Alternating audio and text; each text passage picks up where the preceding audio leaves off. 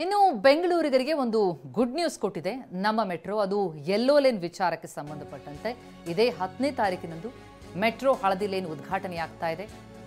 ಬೆಂಗಳೂರಿಗೆ ಪ್ರಧಾನಿ ಮೋದಿ ಭೇಟಿ ಕೊಡ್ತಿದ್ದಾರೆ. ಹಳದಿ ಲೈನ್ ಉದ್ಘಾಟನೆ ಮಾಡೋದಕ್ಕೆ 3ನೇ ಹಂತದ ಶಂಕುಸ್ಥಾಪನೆಯನ್ನು ಕೂಡ ನೆರವೇರಿಸಲಿದ್ದಾರೆ ಪ್ರಧಾನಿ ನರೇಂದ್ರ ಮೋದಿ.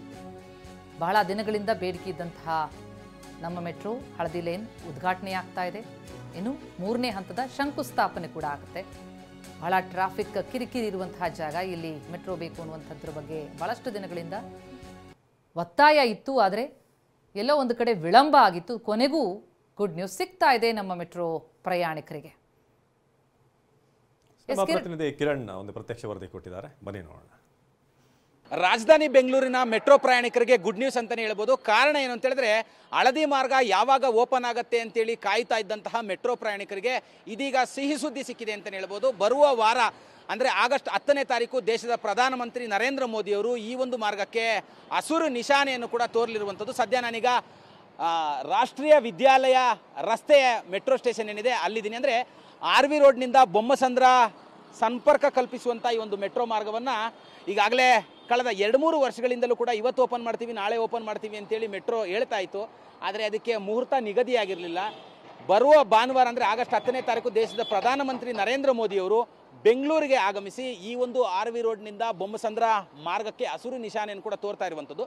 ಇದರ ಜೊತೆಯಲ್ಲಿ ಅಂದರೆ ಏನು ಜಯಪ್ರಕಾಶ್ ಮೆಟ್ರೋ ಅಂದರೆ JP ನಗರ ಮೆಟ್ರೋ ಸ್ಟೇಷನಿಂದ ಕೆಂಪಾಪುರ ಇರ್ಬೋದು, ಹೊಸಳ್ಳಿ ಮೆಟ್ರೋ ಸ್ಟೇಷನಿಂದ ಕಡಬಗೆರೆ ಅಂದರೆ 3ನೇ ಹಂತದ ಮೆಟ್ರೋಗೂ ಕೂಡ ನರೇಂದ್ರ ಮೋದಿಯವರು ಅಡಿಗಲ್ಲಾಗ್ತಾರೆ ಅನ್ನುವಂಥ ಒಂದು ಮಾಹಿತಿ ಸದ್ಯಕ್ಕೆ ಲಭ್ಯ ಆಗ್ತಿರುವಂಥದ್ದು. ಈ ಒಂದು ಮಾರ್ಗದ ವಿಶೇಷತೆ ಏನು ಅಂತ ಹೇಳಿದ್ರೆ, ಇದೇ ಮೊದಲ ಬಾರಿಗೆ ಈ ಒಂದು ಮಾರ್ಗದಲ್ಲಿ ಡ್ರೈವರ್ಲೆಸ್ ರೈಲುಗಳು ಅಂದರೆ ಚೈನಾ ಮೇಡ್ನ ಡ್ರೈವರ್ಲೆಸ್ ರೈಲುಗಳು ಸಂಚಾರ ಮಾಡ್ತಾ ಇರುವಂಥದ್ದು.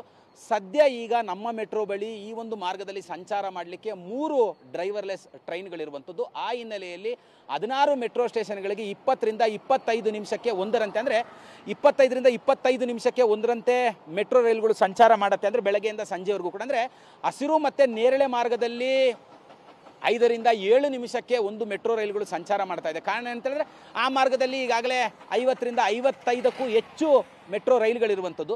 ಈ ಮಾರ್ಗದಲ್ಲಿ ಸಂಚಾರ ಮಾಡಲಿಕ್ಕೆ ಕೇವಲ 3 ರೈಲುಗಳು ಮಾತ್ರ ಇರುವಂಥ ಹಿನ್ನೆಲೆಯಲ್ಲಿ 20ರಿಂದ 25 ನಿಮಿಷಕ್ಕೆ ಒಂದರಂತೆ ಮೆಟ್ರೋ ರೈಲುಗಳು ಕೂಡ ಸಂಚಾರ ಮಾಡುತ್ತೆ. 16 ಮೆಟ್ರೋ ಸ್ಟೇಷನ್ಗಳಿರುವಂತಂದರೆ ರಾಷ್ಟ್ರೀಯ ವಿದ್ಯಾಲಯ ರಸ್ತೆಯಿಂದ ಬೊಮ್ಮಸಂದ್ರದವರೆಗೂ ಒಟ್ಟು 16 ಮೆಟ್ರೋ ಸ್ಟೇಷನ್ಗಳಿರುವಂಥದ್ದು. ಆದರೆ ಎಲ್ಲವೂ ಕೂಡ ಎತ್ತರಿಸಿದ ಮಾರ್ಗ, ಯಾವು ಕೂಡ ಅಂಡರ್ಗ್ರೌಂಡ್ನಲ್ಲಿ ಸಂಚಾರವನ್ನು ಮಾಡೋದಿಲ್ಲ, ಎಲ್ಲವೂ ಕೂಡ ಎತ್ತರಿಸಿದಂಥ ಮಾರ್ಗ. ಒಟ್ಟು 19.15 ಕಿಲೋಮೀಟರ್ ವಿಸ್ತೀರ್ಣವನ್ನು ಹೊಂದಿರುವಂಥದ್ದು. ಈ ಒಂದು ಮೆಟ್ರೋ ಮಾರ್ಗಕ್ಕೆ ಬರೋಬ್ಬರಿ 5,000 ಕೋಟಿಯಷ್ಟು ವೆಚ್ಚವನ್ನು ಮಾಡಲಾಗಿರುವಂಥದ್ದು. ಸಾಮಾನ್ಯವಾಗಿ ಬೆಂಗಳೂರಿನ ಸೌತ್ ವಿಭಾಗದ ಜನರೇನಿದ್ದಾರೆ ಅವರಿಗೆ ಈ ಒಂದು ಮೆಟ್ರೋ ಮಾರ್ಗ ಓಪನ್ನಿಂದ ತುಂಬ ದೊಡ್ಡ ಮಟ್ಟದಲ್ಲಿ ಸಹಾಯ ಆಗತ್ತೆ ಅಂತಲೇ ಹೇಳ್ಬೋದು. ಈಗಾಗಲೇ ಕೇಂದ್ರ ರೈಲ್ವೆ ಸುರಕ್ಷತಾ ಆಯುಕ್ತರು ಕೂಡ 22ರಿಂದ 25ರವರೆಗೂ ಈ ಒಂದು ಮಾರ್ಗವನ್ನು ತಪಾಸಣೆಯನ್ನು ಮಾಡಿ ಗ್ರೀನ್ ಸಿಗ್ನಲನ್ನು ಕೊಟ್ಟಿದ್ದು. ಅಂದರೆ ಈ ಮಾರ್ಗವನ್ನು ಓಪನ್ ಮಾಡ್ಬೋದು ನೀವು ಅನ್ನುವಂಥ ಒಂದು ಗ್ರೀನ್ ಸಿಗ್ನಲನ್ನು ಕೊಟ್ಟಿದ್ರು. ಆ ನಿಟ್ಟಿನಲ್ಲಿ ಈಗ ಅಂದರೆ ಬೆಂಗಳೂರಿನ ಸಂಸದರಾಗಿರುವಂತಂದರೆ ದಕ್ಷಿಣ ಕ್ಷೇತ್ರದ ಸಂಸದರಾಗಿರುವಂಥ ತೇಜಸ್ವಿ ಸೂರ್ಯ ಅವರು ಇವತ್ತು ಈ ಮಾಹಿತಿಯನ್ನು ಟ್ವೀಟ್ ಮೂಲಕ ತಿಳಿಸಿರುವಂತಂದರೆ ಬರುವ ವಾರ ನರೇಂದ್ರ ಮೋದಿ ಅವರು 10ನೇ ತಾರೀಕು ಬೆಂಗಳೂರಿಗೆ ಆಗಮಿಸಿ ಈ ಒಂದು ಎಲ್ಲೋ ಮಾರ್ಗವನ್ನು ಓಪನ್ ಮಾಡ್ತಾರೆ ಅನ್ನುವಂಥ ಒಂದು ಮಾಹಿತಿಯನ್ನು ತಮ್ಮ ಟ್ವಿಟರ್ ಖಾತೆಯಲ್ಲಿ ಈಗಾಗಲೇ ತೇಜಸ್ವಿ ಸೂರ್ಯ ಅವರು ಕೂಡ ಹಂಚಿಕೊಂಡಿರುವಂಥದ್ದು. ಕ್ಯಾಮ್ರಾ ಪರ್ಸನ್ ಮಹೇಂದ್ರ ಜೊತೆ ಕಿರಣ್ ಸೂರ್ಯ, TV9 ಬೆಂಗಳೂರು.